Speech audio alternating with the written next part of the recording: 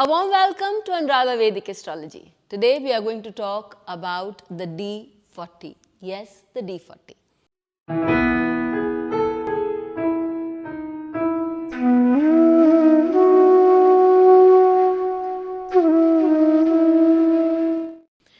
Before we begin, a big thanks to all of you for liking, sharing and subscribing to our YouTube and Spotify channels and writing in your comments and suggestions there. If you haven't subscribed to us, please do. And please remember to put the bell icon so that you can get the updates ASAP. Now when we talk about the D40, there's something that we need to know about it before we begin. Often we come across things that are happening in our times in a repeated basis. If they are good happenings, we are happy. We don't really need to go to anybody, ask why it is happening. We are more than happy to get those blessings.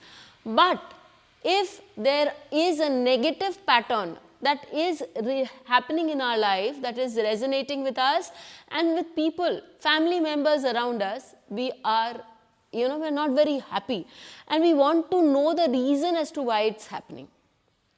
One or two incidences, because we are on this planet Earth where we will have to face our set of sufferings. But if it's happening with most of the people in the family, then why is it happening?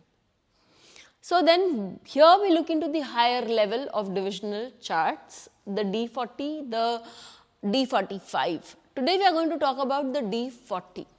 The D40 relates to the fourth house, the mother's house.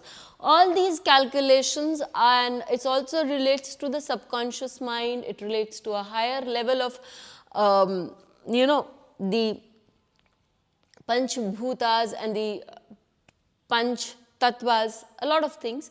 But all these things, all these calculations are taught in our classes. But what we really need to know here now is that relates to the fourth house, the mother's house. So in a sense, it shows the auspiciousness or the inauspiciousness somebody gets from their mother's side of the family.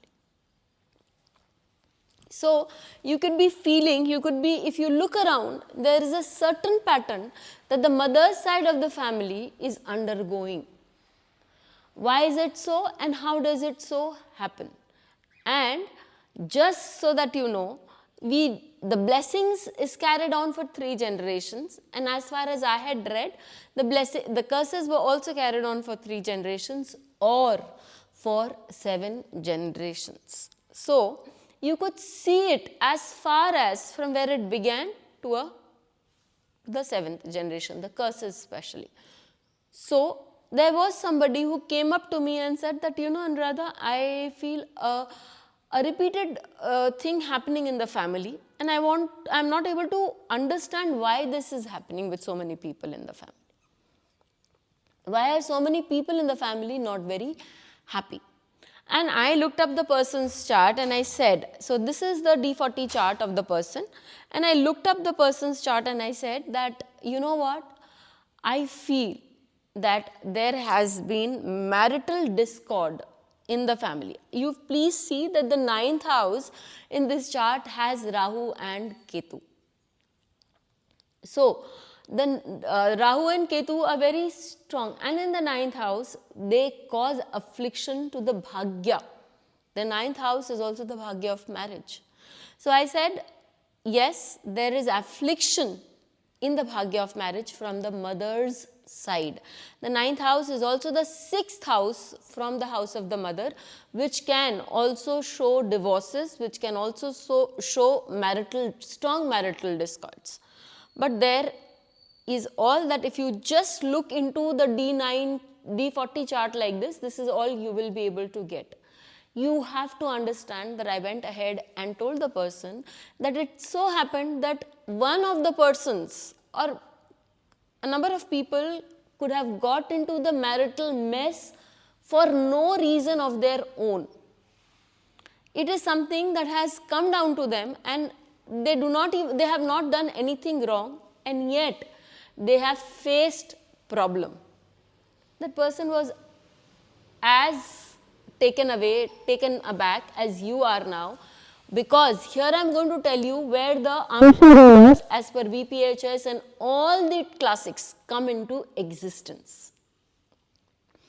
The Amsha rulers are going to tell you exactly the kind of curse, be it a curse on children, of children, be it a curse because of your skills that you have showed off, or be it a curse because of the money, the power that you have showed off. So many things here in the D40 can tell us the kind of issues, the kind of curse that a person faces time and time again.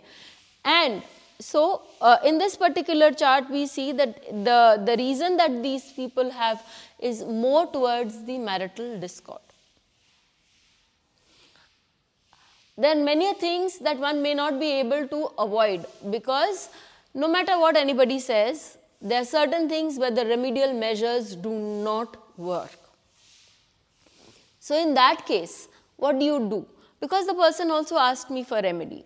And I told him that in this case, the remedy is to live it out properly, do things that is required by this curse to be done properly, and then get away from the karma. Having completed the karma, you will find peace in this lifetime, and this karma will not follow you in the lifetimes to come.